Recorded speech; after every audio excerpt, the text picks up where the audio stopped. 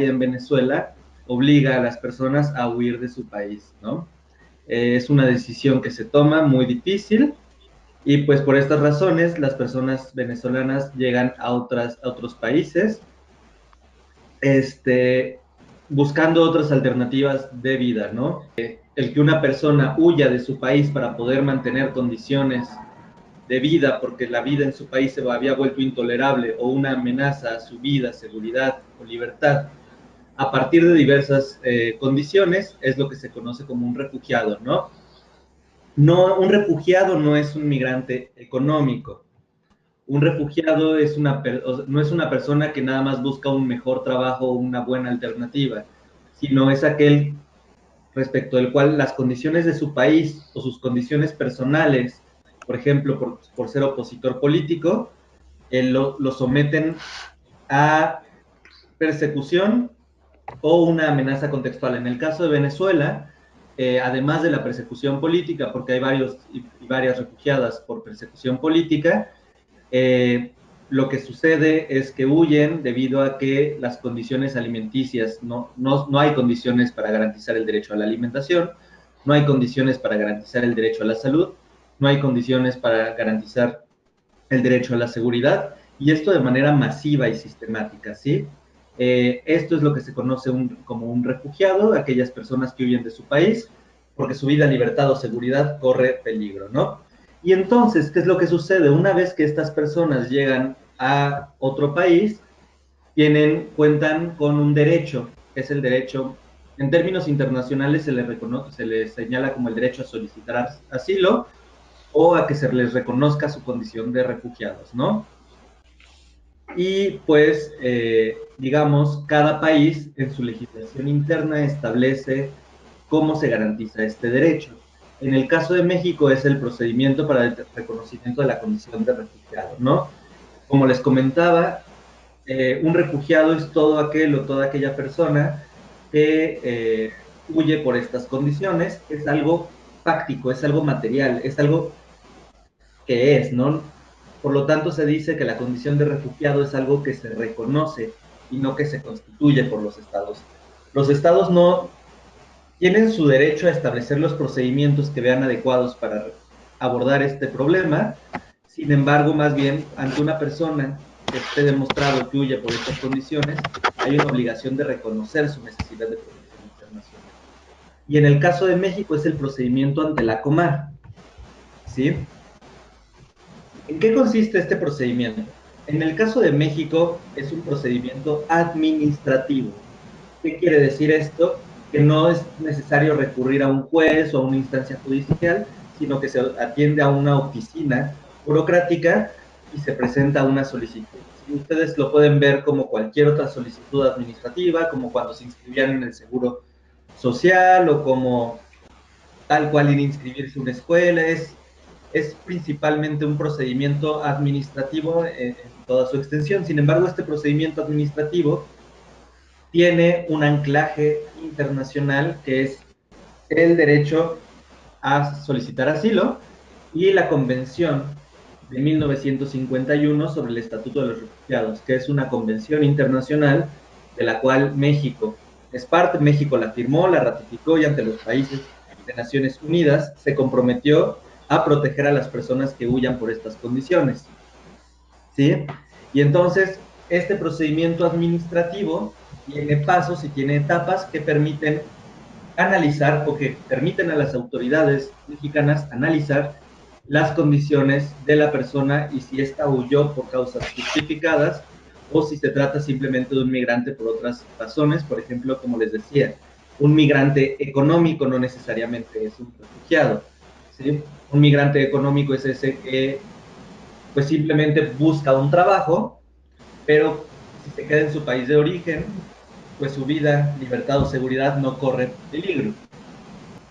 Un refugiado es una persona que huye por un temor fundado, huye de su país por un temor fundado de persecución por diversos motivos, ¿sí? En principio, pues esta convención de 51 se pensó como consecuencia del holocausto nazi, ¿sí? Entonces se pensaba principalmente al Estado persecutor, ¿sí? La Alemania nazi perseguía a aquellas personas que eran judíos con base en su religión, ¿vale? Sin embargo, se entendió que pueden haber otras razones o categorías de persecución. Por ejemplo, en África la persecución racial,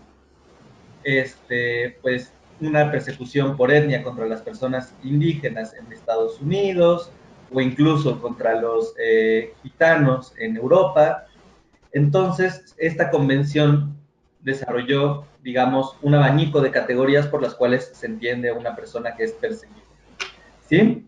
Sin embargo, también como el derecho evoluciona, se comenzó a entender que no necesariamente solo las persecuciones individuales formaban refugiados, y se entendió que los contextos también generaban refugiados. Los contextos o situaciones de un país, por ejemplo, violencia generalizada, conflicto interno, que sería, por ejemplo, la guerra de Siria, pero también agresión o guerra internacional. En el caso de Venezuela, la siguiente causal, que es violaciones masivas de derechos humanos, es la que aplica generalmente, ¿no? Es decir, el Estado no es capaz de garantizar diversos derechos humanos, y esto es tan sistemático y tan grave que genera una amenaza a la vida, libertad o seguridad de sus nacionales, ¿no? Ahora, bueno, si una persona está en esta situación, pues es un refugiado, ¿sí? Si una persona huyó por alguna de las situaciones antes mencionadas, es un refugiado. Y entonces los refugiados tienen el derecho de ser protegidos, de no ser regresados a su país, pero también de permitirles que se queden en los países donde soliciten la condición de refugiado y donde se les reconozca con condiciones dignas, ¿no? O sea, es por un lado el derecho de no devolución, de reconocimiento de refugiados, y por otro lado se denomina de integración, donde se les garantizan un conjunto, un abanico de derechos, reconociendo pues que una persona que llega a un país totalmente desconocido necesita un empujoncito extra, ¿no? Y bueno, ¿cómo accedemos a todo esto? En el caso mexicano, tenemos, es la Comisión Mexicana de Ayuda a Refugiados, o la COMAR, como le decimos, y sus delegaciones, las autoridades que tienen competencia para determinar quién es un refugiado o quién no, ¿sí? Es decir, no es migración quien les va a decir si son refugiados o no son refugiados. No es relaciones exteriores, es la COMAR, ¿sí? Existen otro tipo de formas para regularizarse migratoriamente, ¿sí? Es decir, pueden regularizarse por unidad familiar, si tienen un familiar mexicano o que tenga residencia permanente. Pueden regularizarse por empleo, por oferta de empleo. Pueden regularizarse, este, puede ser una residencia temporal para estudiar. Puede ser diversas condiciones, ¿no? Sin embargo, y todas esas las hace migración. Sin embargo, el procedimiento de determinación de la condición de refugiado es lo que hace la COMAR. Y ojo, el procedimiento no es una calidad migratoria, ¿sí? ¿Qué quiere decir esto? Ustedes pueden estar como turistas o pueden estar como con visa, bueno, no con visa, con estancia regular por oferta de empleo, y aún así pueden iniciar el procedimiento de determinación de la condición de refugiado, pues esto solo es un procedimiento. Cuando concluye, tienen acceso a un tipo de regularidad migratoria que se llama residencia permanente, ¿sí? Pero de manera previa, digamos, en lo que está el procedimiento, esto no implica una calidad migratoria per se. Ya les explicaré más adelante, el estar en el procedimiento también les da acceso a una calidad migratoria específica regular que se llama condición de estancia por razones humanitarias. Pero el acceder a las razones humanitarias es optativo, ¿sí? Entonces, nuevamente, para acceder al procedimiento lo que se necesita es acceder a la COMAR. La COMAR va a iniciar un procedimiento donde va a analizar su solicitud, donde va a analizar las condiciones por las cuales ustedes señalan haber huido de su país de origen, y posteriormente se va a pronunciar, ¿sí? Al ser un procedimiento administrativo, necesita regirse por ciertas normas, ciertas leyes. En primer lugar, la Constitución Política de los Estados Mexicanos, ¿sí? Es la que establece nuestro marco de derechos y debido proceso general. La ley sobre refugiados, protección complementaria y asilo político, que en la diapositiva se ve como LSRPCAP, que es lo que establece qué es un refugiado y, digamos, grosso modo, el procedimiento de determinación de la condición de refugiado. Y por último, la Ley Federal de Procedimiento Administrativo, que es la que establece los pasos concretos de todo procedimiento administrativo, incluyendo el que se lleva ante la Comar, ¿sí? ¿Quién puede solicitar el reconocimiento de la condición de refugiado? Son personas de forma específica que, debido a temores fundados de persecución, incluyendo opinión política, que suelen ser los perseguidos políticos, se encuentran fuera de su país de nacionalidad. Ojo, es necesario ya estar en el otro país para solicitar el reconocimiento de la condición de refugiado. Esto no es algo, lamentablemente, que se pueda hacer, por ejemplo, en las embajadas mexicanas en Venezuela. Tienen que estar en México para solicitar el reconocimiento en México, ¿sí?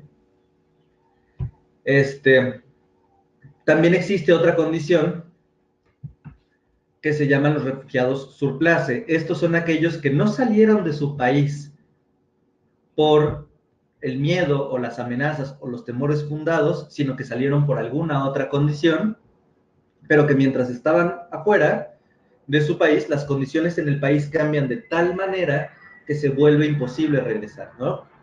Por ejemplo, en el caso de venezolanos y venezolanas que hayan salido hace 8 años, que las cosas no estaban tan graves, que iban en declive, pero pues no estaba la crisis humanitaria al nivel que se encuentra ahorita, podríamos decir que, bueno, salieron hace 8 años por otras condiciones, pero actualmente el cambio dentro del país hace intolerable la vida en Venezuela, ¿no?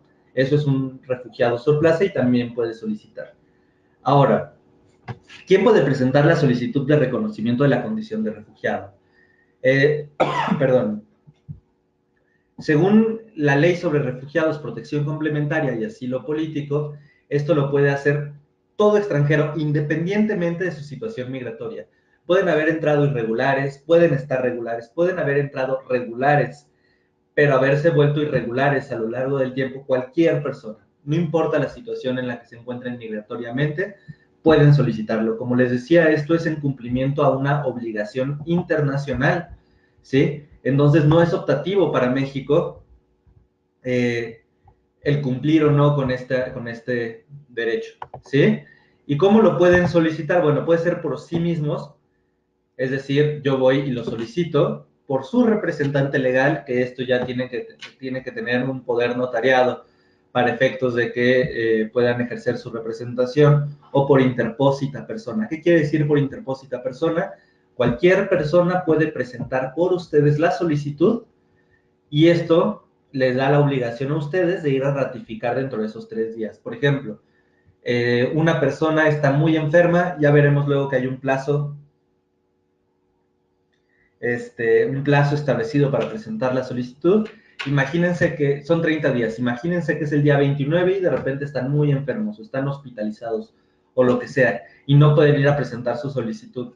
Mandan a alguien más para que diga que ustedes quieren solicitar y dentro de los próximos 3 días, ya una vez que se recuperen, tienen que ir y decir, sí, esta solicitud la quiero ratificar, ¿no? Para la Comar, la solicitud solo se puede presentar personalmente y yendo la persona a comparecer ante las oficinas de la Comar, ¿no? Además de que imponen luego ciertos obstáculos, por ejemplo, fichas, horarios, días específicos para presentar la solicitud y recientemente un vínculo en Internet para llenar un formato de solicitud previamente. Les voy a explicar esto más adelante, pero pues tengan en mente que la ley y su derecho para solicitar el reconocimiento de la condición de refugiado se da de esta forma, por ustedes, por su representante legal o por interpósita persona. Sin embargo, para la Comar, lamentablemente, solo existe la posibilidad de que tienen que ir ustedes personalmente, ¿sí? Ahora, la ley establece ciertos principios. En teoría, los principios son normas abstractas o elementos que deben de irradiar a la interpretación de toda la ley, ¿sí? Y estos principios en realidad no son muy difíciles. Es el principio de no devolución. ¿Qué implica la no devolución?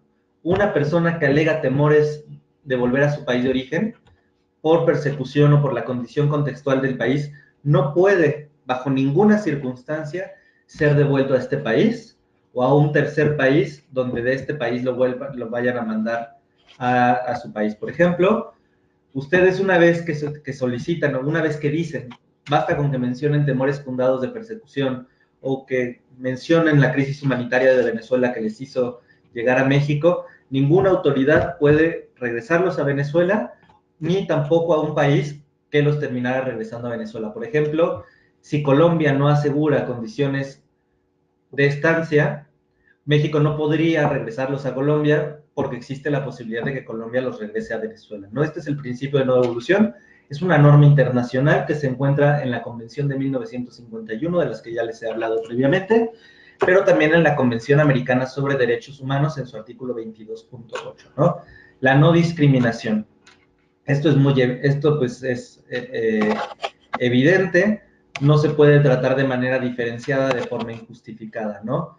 Es decir, no se puede aplicar la ley sobre refugiados de manera discriminatoria, beneficiando a un grupo o una categoría y no a otros, o desconociendo a personas, por ejemplo, por condiciones económicas, por condiciones raciales, etcétera, etcétera. El interés superior de la niñez. ¿Esto qué quiere decir?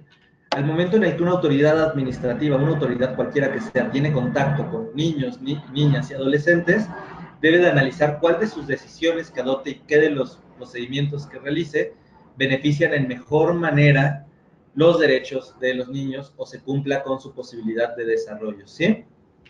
Esto quiere decir que aquellos solicitantes que tengan familias, que tengan familias o que estén compuestos por niños, pues la autoridad, la Comar, debe tomar en cuenta el bienestar del niño en sí mismo. La unidad familiar se debe de privilegiar que las familias permanezcan unidas y no separarlas de manera arbitraria. La no sanción por ingreso irregular, como les comentaba.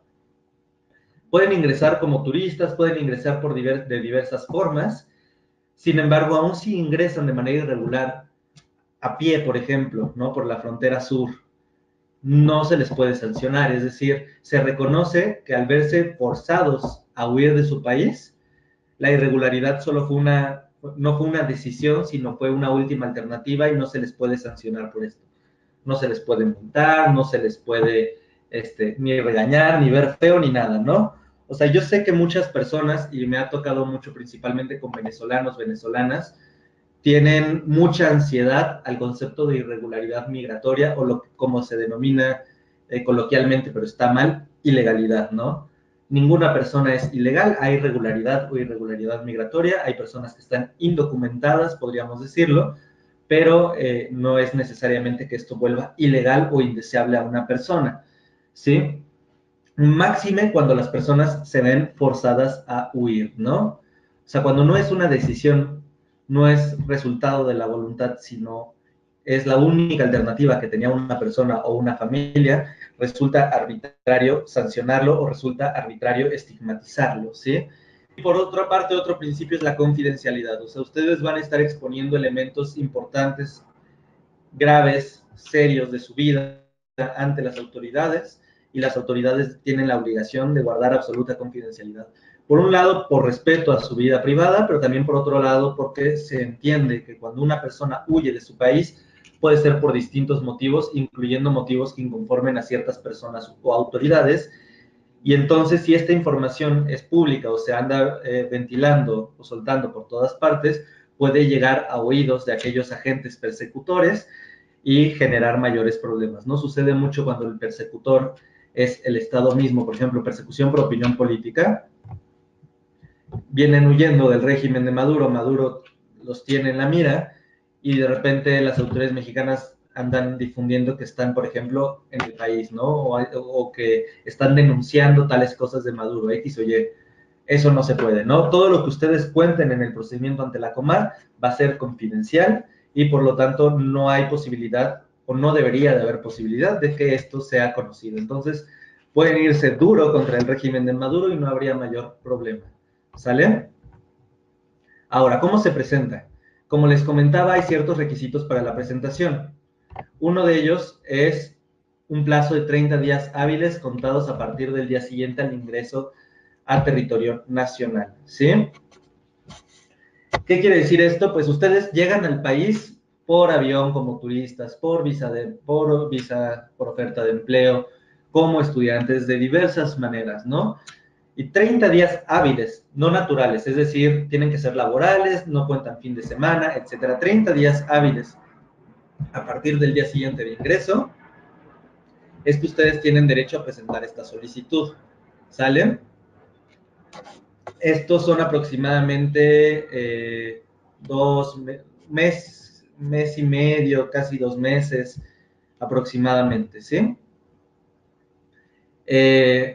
Ahora, muchos y muchas de ustedes, pues, no pueden estar en el supuesto de que no hayan presentado la solicitud en esos días, ¿sí?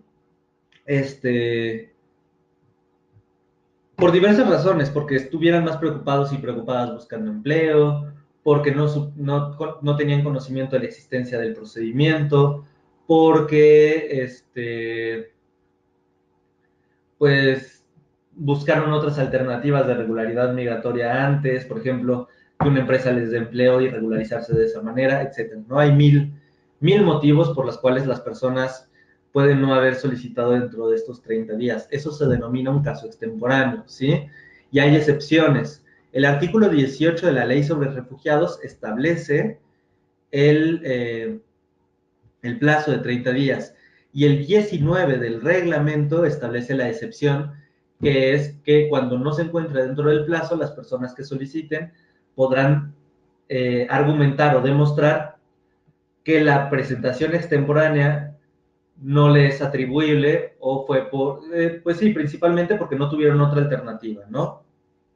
Entonces, si se encuentran en este caso de extemporaneidad, sí les recomiendo que sepan que son extemporáneos. Dos, que sepan que se les va a prevenir o se les va a pedir que justifiquen su ingreso, la solicitud extemporánea, y que si su única razón es no conocía el procedimiento, la Comar muy probablemente actualmente rechace estas razones. No se preocupen, tienen alternativas, tienen la posibilidad de acceder al recurso de revisión, del cual les hablaré más adelante, y pues principalmente va por ahí, ¿no? Ahora, eso es respecto del plazo. Ahora, ¿cómo más presentamos esta solicitud? Ya les decía yo que la Comar es la autoridad encargada, ¿sí? Pero la Comar no existe en todos los estados de la República, no existe en todas partes. La Comar tiene pocas delegaciones: Veracruz, Chiapas, Ciudad de México y Tabasco, si no mal recuerdo. ¿Sí? ¿Qué pasa si yo vivo en una ciudad donde no hay Comar, por ejemplo, en Cancún? ¿No? ¿O qué pasa si yo vivo en Monterrey, en Guadalajara? Pues en ese caso sus solicitudes las tendrían que presentar en las oficinas del Instituto Nacional de Migración, ¿ok? El Instituto Nacional de Migración está obligado a recibir esta solicitud y mandársela a la Comar. Sí, es un procedimiento que toma un poco más de tiempo por los pasos burocráticos que hay que cumplir antes. Principalmente es esto, ¿no? Llegan, presentan su solicitud o dicen ante Migración que quieren solicitar, y en Migración tienen la obligación de recibir la solicitud y mandársela a la Comar. Ojo, Migración no va a decidir lo que sucede con su solicitud, lo hace la Comar. Y también lo pueden presentar en puntos fronterizos, frontera sur, frontera norte o en aeropuertos. ¿Me explico? En aeropuertos, en el primer filtro migratorio, cuando los reciban, hay unas ventanillas, bueno, unos puestos, unos kiosquitos donde les preguntan el motivo de viaje, y ustedes lo que tienen que señalar es que vienen a solicitar la condición de refugiado, ¿sí? En principio la ley obligaría a estas autoridades a dejarlos pasar y que presenten sus peticiones ante la Comar, ¿sí? Digo en principio porque las cosas son más difíciles en realidad que eso. Ahora otra vez, ¿qué entidades u organizaciones gubernamentales y no gubernamentales están involucradas con el procedimiento? La Comar, la Comisión Mexicana de Ayuda a Refugiados. Ya dijimos, son los que llevan el procedimiento, admiten o niegan las solicitudes, hacen el análisis, se pronuncian y emiten los documentos, tanto de que acreditan que están solicitando, como que acreditan que son refugiados o refugiadas. Asimismo, les ayudan con este procedimiento que les decía en un principio, es de integración, ¿no? Garantizar diversos derechos para que puedan, pues, poner su vida en marcha. El Instituto Nacional de Migración, que es dependiente de la Secretaría de Gobernación, este Instituto Nacional de Migración, pues participa, un segundito, cerrar. Ya. Oh. Es quien recibe sus comunicaciones en muchos momentos, pero al mismo tiempo, como les decía en un principio, existe un derecho a acceder a una regularidad migratoria específica una vez que están en el procedimiento ante la Comar. Esta es una regularidad migratoria por razones humanitarias. Esas se las da Migración, no se las da Comar, ¿sí? Comar analiza el procedimiento, recibe su solicitud, les da una constancia que acredita que están en el procedimiento, pero es Migración quien les da la regularidad migratoria una vez que ustedes van a Migración y le dicen yo estoy en el procedimiento para determinar la condición de refugiado, ¿no? Secretaría de Relaciones Exteriores también participa dentro del procedimiento. ¿De qué manera? A lo largo del procedimiento, ustedes exponen un conjunto de elementos de su país de origen. Fíjate que Venezuela está así, no hay comida, la inflación ha hecho que el salario no me alcance ni siquiera para comprar huevos, etcétera, etcétera, ¿no? Y la Comar lo que hace es preguntar a Relaciones Exteriores cómo está la situación del país, ¿no? Secretaría de Relaciones Exteriores emite informes sobre país de origen, así se denominan, y explica, no, mira, Venezuela está así y así y así, ¿no? Estas son las condiciones de Venezuela, en lo político, en lo económico, en lo social, y entonces la Comar coteja la información que le da la Secretaría de Relaciones Exteriores con su dicho, ¿sí? ¿Qué otras participan? El Tribunal Federal ya no es Tribunal Federal de Justicia Fiscal y Administrativa, recientemente se volvió el Tribunal Federal de Justicia Administrativa. Cuando ustedes tienen una negativa, pueden demandar a la Comar diciendo que ésta analizó mal su caso, ¿sí? La Comar, pues digamos, como autoridad administrativa tendría que cumplir con la ley, a veces no la cumple, y ustedes pueden demandarlo ante el Tribunal Federal de Justicia Administrativa. Sí, esta es una demanda de nulidad, y pues es principalmente explicarle a un tribunal por qué la decisión de Comar fue ilegal, ¿no? Al no estar debidamente fundada, es decir, apoyada en ley, ni motivada, es decir, no estar debidamente explicada. También los juzgados federales, unitarios de distrito y colegiados, ¿sí? El derecho a solicitar y recibir asilo es un derecho humano, pero también es un derecho constitucional o fundamental, ¿sí? Entonces, nuestros juzgados, para proteger derechos humanos, también tienen competencia para conocer de demandas contra decisiones de la Comar, es decir, pueden irse al amparo ante malas decisiones o malas actuaciones, ¿sí? Esas son principalmente las gubernamentales. Ahora hay no gubernamentales como el ACNUR, que es internacional no gubernamental, que es el Alto Comisionado de Naciones Unidas para los Refugiados, y realiza trámites directos con la Comar, ¿no? El ACNUR es una oficina una oficina internacional para apoyar a los solicitantes o a los refugiados pues en el mundo, ¿ok? También, pues, no, ayuda humanitaria de organizaciones no gubernamentales dentro del país. Tenemos distintos albergues, por ejemplo, que les darían ayuda humanitaria. Casa Tochán, Cafemín, Hermanos Indígenas Inmigrantes, Casa de los Amigos, Centro de los Derechos del Migrante, Ejército de Salvación, el Instituto para las Mujeres en Migración, el Servicio Jesuita de Migrantes, Sin Fronteras, y Proyecto Casa Refugiados, ¿sí? Principalmente hay muchos albergues y muchas opciones, por si algunos de ustedes al llegar al país se quedaron absolutamente en ceros, sin dinero, etcétera, pues pueden principalmente acceder tanto a los albergues como a estos sistemas de asistencia. Yo lo que recomendaría es, por ejemplo, si se encuentran en estas circunstancias, que accedan a Casa Refugiados. PCR se encuentra por Metro Tacubaya en la Ciudad de México. Y ahí, digamos, ellos lo que hacen es orientarles para estar en un albergue, pero también para conseguir empleo de distintas formas, etcétera, ¿sí? Ahora, como les decía, hay distintas condiciones de estancia en México, hay otras opciones, no todo se trata del procedimiento de determinación de la condición de refugiado. Esto tiene ventajas y desventajas, ¿no? Conforme a la ley, al artículo 52 de la Ley de Migración, pueden ingresar como visitantes, trabajador fronterizo, fines de adopción y razones humanitarias es lo que se denomina como visitante. Residentes temporales, trabajadores, estudiantes y otros, residentes permanentes, refugiados, asilados políticos, etcétera, ¿no? Inmigrados, la categoría que antes se conocía como inmigrados, ¿no? Sin embargo, estas presentan ciertas desventajas. Aquí tenemos una tablita de las diferencias entre los distintos tipos de condiciones de estancia. Por ejemplo, residente temporal con oferta laboral puede ser mayor a 180 días, menor a 4 años, sin embargo requiere una oferta de empleo con derecho a entrar y salir del territorio.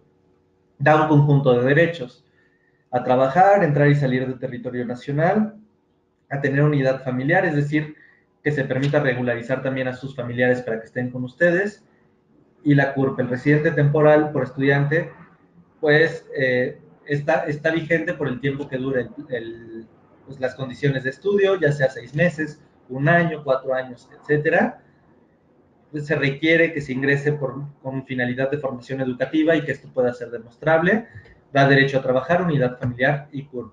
Los visitantes por razones humanitarias ofrecen un conjunto de derechos y pueden ser por diversas razones. Al ser ofendidos, víctimas o testigos de algún delito cometido en territorio nacional, no establece una temporalidad específica, sino que está sujeta esta temporalidad al tiempo que dure el procedimiento, pues el proceso penal, por ejemplo, ¿no? Si ustedes son testigos, ofendidos o víctimas, presentan una denuncia o se presenta una denuncia y participan en el proceso, y por el tiempo que dure este proceso ustedes tienen regularidad migratoria, ¿no? Tienen derecho a permanecer en el país hasta que concluya, a entrar y salir del país cuantas veces lo deseen y a trabajar. También para niños, niñas y adolescentes migrantes no acompañados. Y la residencia permanente, como les comentaba, existen diversas categorías. En realidad, pues sí, pueden, si ustedes consideran que la solicitud para determinación de la condición de refugiado es muy complicada o se las niegan, etcétera, pueden acceder a este tipo de, pues de residencias o de alternativas de regularización migratoria. Primero, reconocimiento de la condición de refugiado, que es la que nos importa a nosotros, pero también por unidad familiar. Por ejemplo, si tienen algún pariente cercano que sea residente permanente en territorio nacional o que ya sea mexicano o se haya naturalizado, pueden ustedes regularizarse por unidad familiar, ¿no? Que sean pues jubilados o pensionados que perciban de un gobierno extranjero, de organismos internacionales o de empresas particulares por servicios prestados en el exterior, que les permita un ingreso al país, por ejemplo, pues Naciones Unidas, o sea, este tipo de disposiciones. Por decisión del Instituto Nacional de Migración, que así lo consideren, porque hayan transcurrido 4 años desde que cuentan con permiso de residencia temporal. Por ejemplo, si ingresaron con residencia temporal para estudio o para trabajo y ya llevan más de 4 años, pueden acceder a esta calidad migratoria. Por tener hijos o hijas de nacionalidad mexicana, igual por ser ascendientes o descendientes en línea recta, ¿no? Da un conjunto de derechos: permanencia en el país, libre tránsito, derecho a trabajar, etcétera, ¿no? Ahora, pues esta es la explicación de cómo pueden regularizarse por unidad familiar y las condiciones: hermanos, hijos, concubinarios o concubinas, cónyuge o padres o madres que tengan residencia permanente o nacionalidad mexicana, ¿sí? Respecto del procedimiento, ya dijimos cómo se ingresa al procedimiento. Es necesario que presenten la solicitud.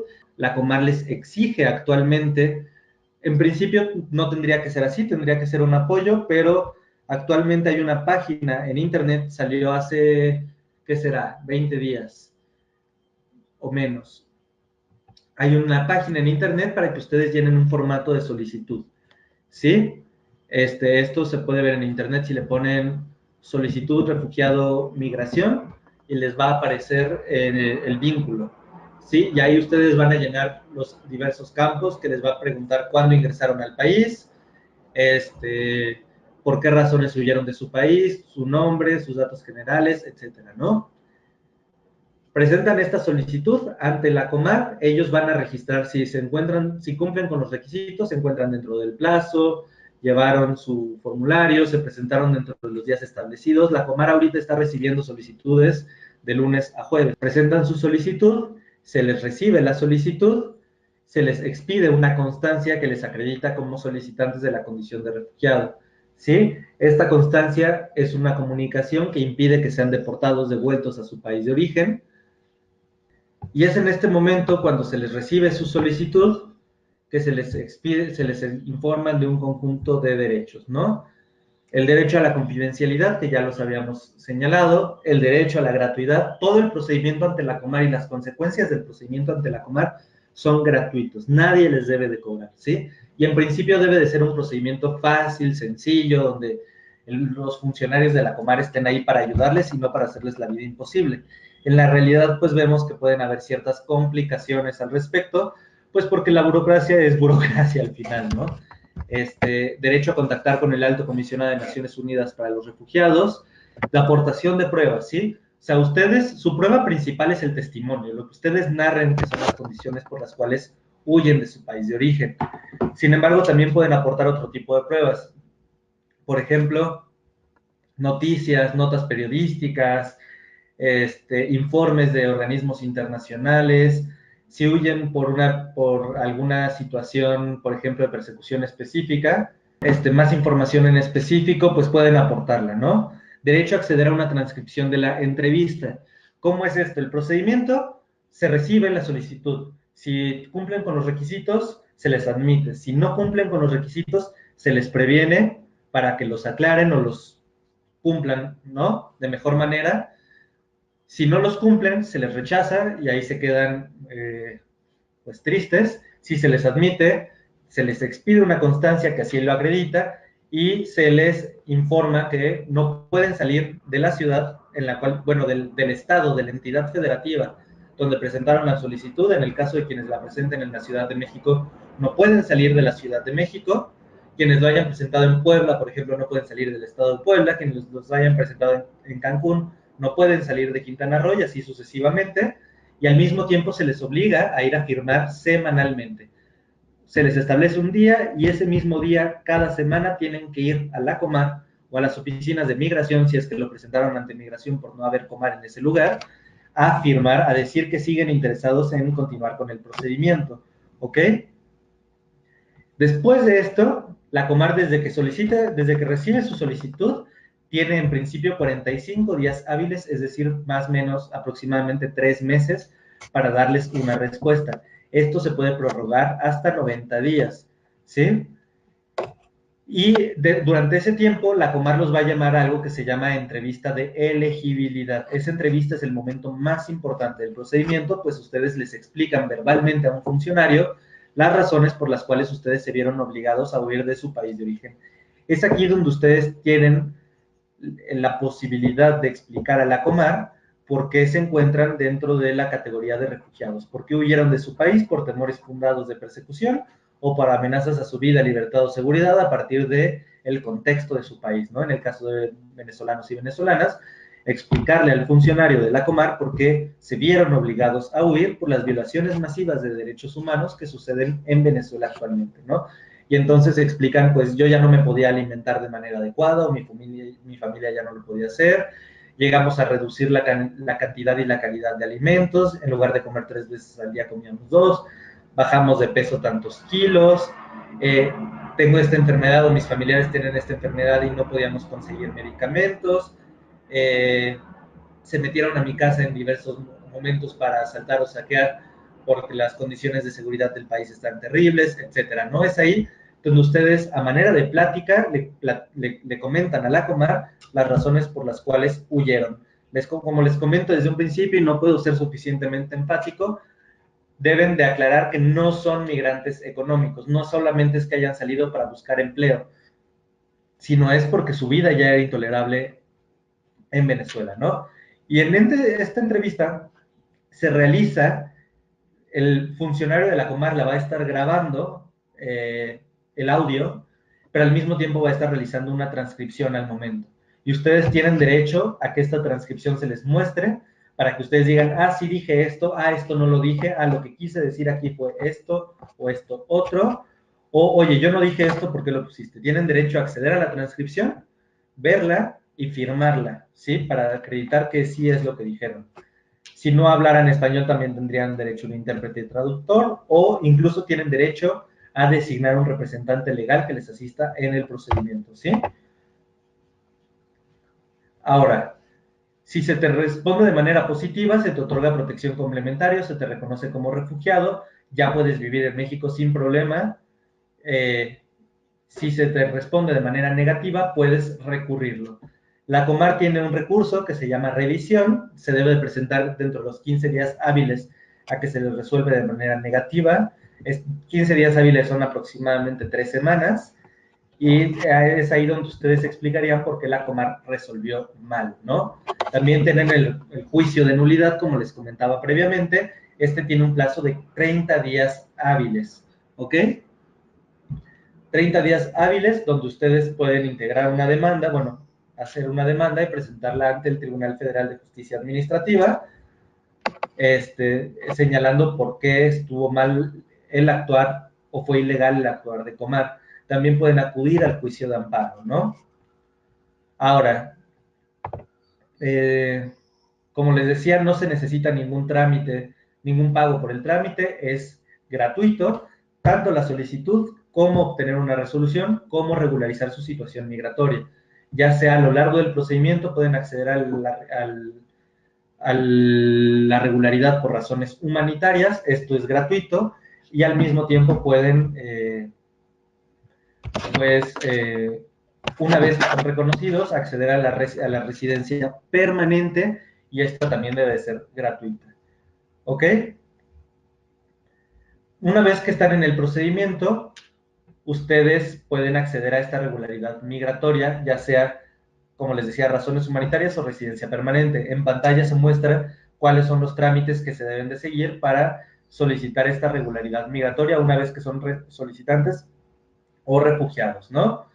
Está la página de internet, son trámites antes de migración, y pues deben de poner su nombre completo, fecha de nacimiento, nacionalidad, estado civil, país de nacimiento, qué documento les identifica, domicilio, correo electrónico para que les notifiquen, ¿sí?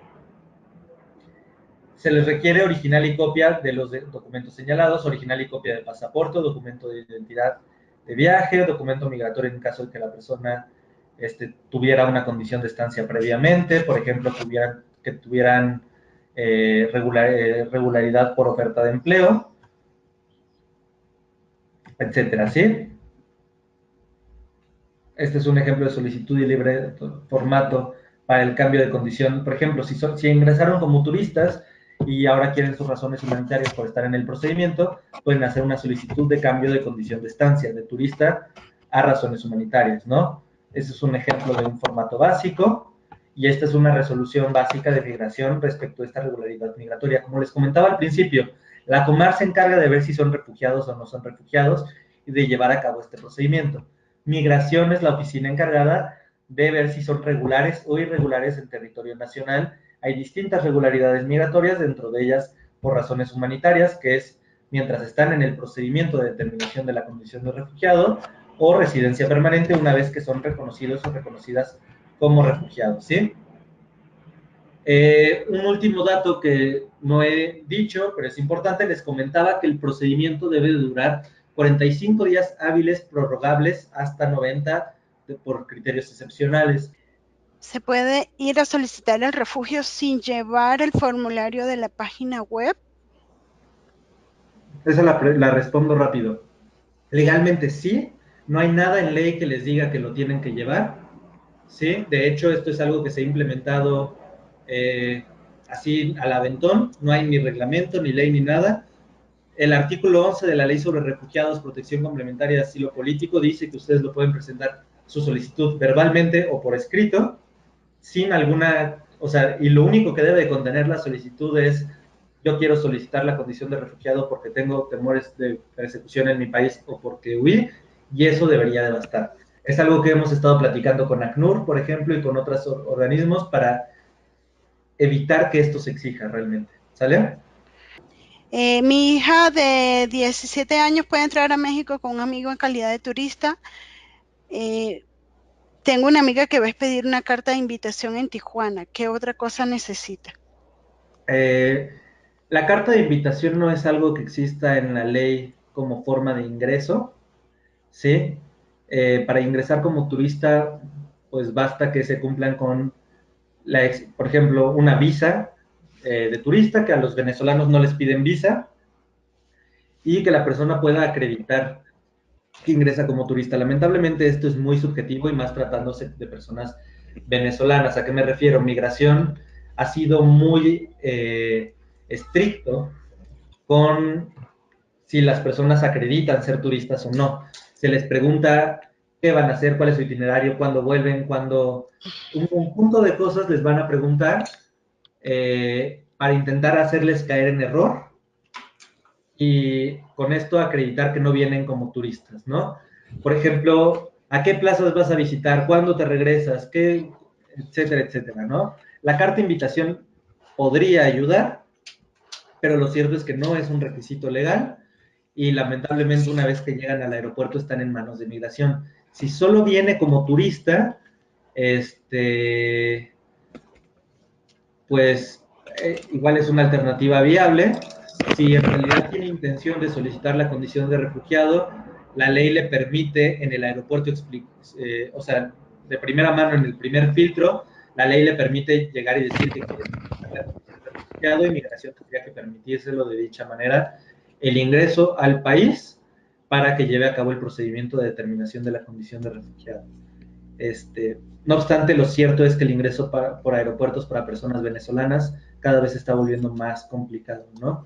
Eh, es, es la realidad a partir de las arbitrariedades de nuestras autoridades. Sí, otra pregunta es, mi esposo es el solicitante principal. ¿Yo puedo entrar con él a la entrevista de reconocimiento de la condición? En realidad sí tienen derecho. Digamos que de hecho se les puede y se les debería de entrevistar a todos y todas si así lo desean. Pueden ingresar a la entrevista, pueden simplemente dejar que el titular hable, pero si ustedes desean agregar algo, claro que lo pueden hacer porque también forma parte, o sea, al final, si bien él es el titular, ustedes también forman parte de esta solicitud y tienen derecho a explicarlo totalmente.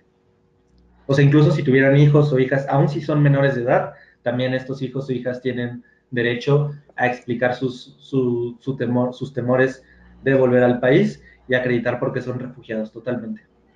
Ok, dos preguntas más. Uno es si esto aplica a menores de edad que se encuentran en México de forma irregular por el vencimiento de su visa de turista.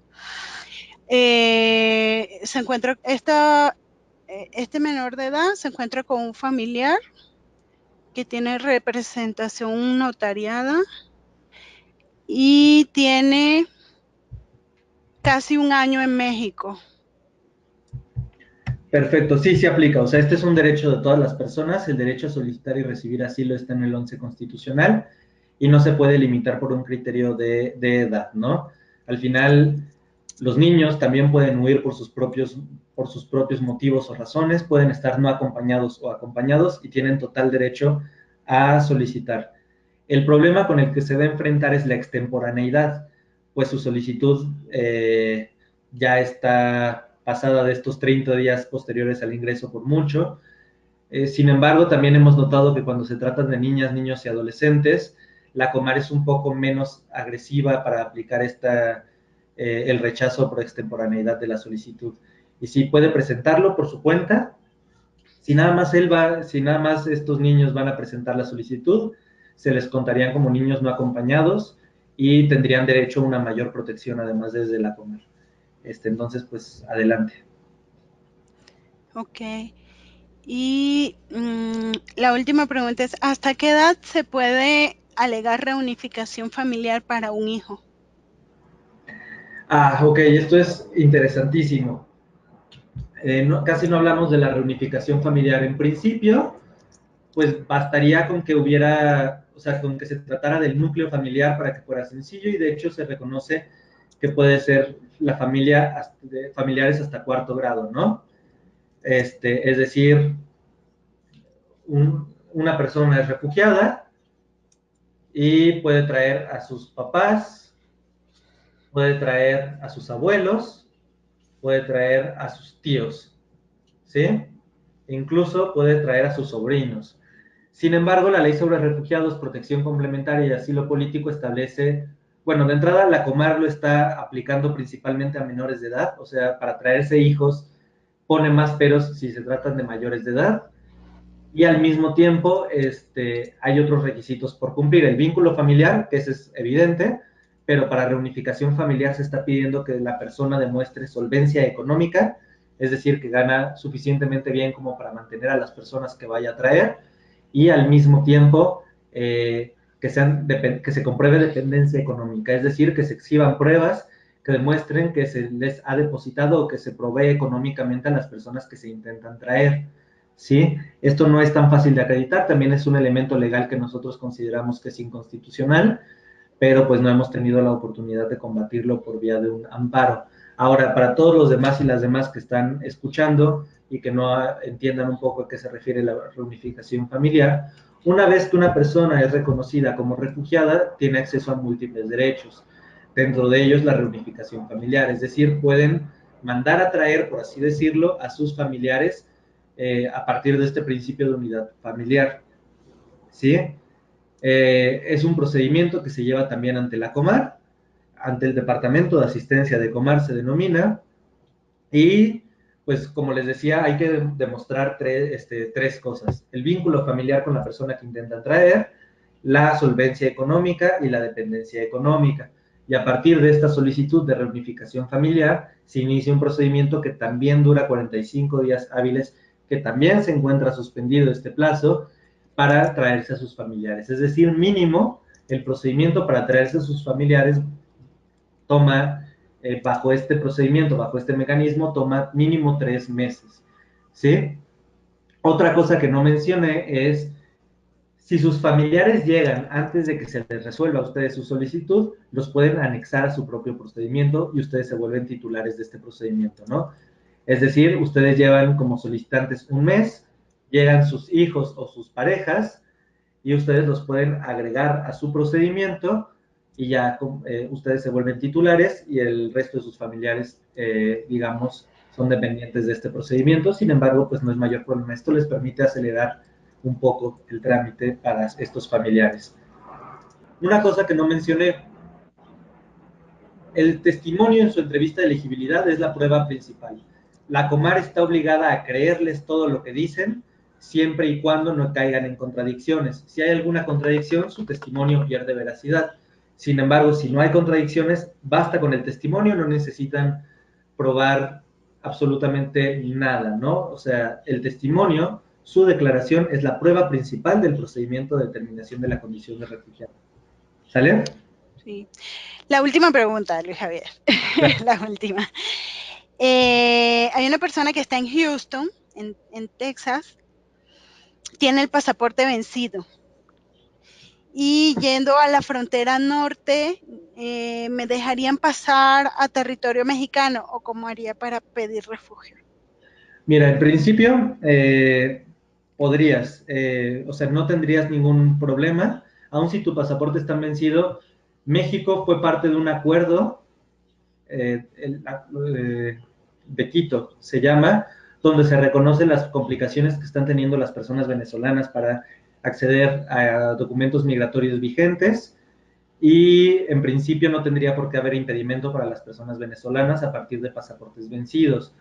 No obstante, aún con esta complicación del pasaporte vencido, digamos, para aquellas personas que intentan ingresar por fronteras, la ley sobre refugiados, no, ni siquiera la ley sobre refugiados, perdona, la ley de migración establece que pueden ingresar, pueden ser exentos de ciertos documentos migratorios en su ingreso los solicitantes de la condición de refugiado.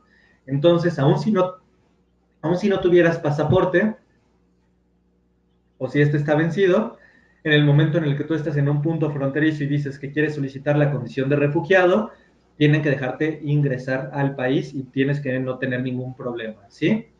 Quiero agradecerte, Luis Javier, por todo el apoyo que nos has prestado a ti, a la clínica Alaide FOPA de la Universidad Iberoamericana.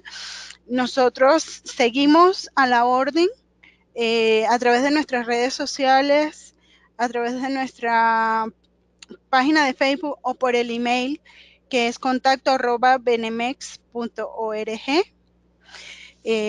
Muchas gracias a todos por haber estado con nosotros y les estaremos avisando las próximas actividades por nuestras redes. Adiós, Luis Javier. Hasta luego, bonito día.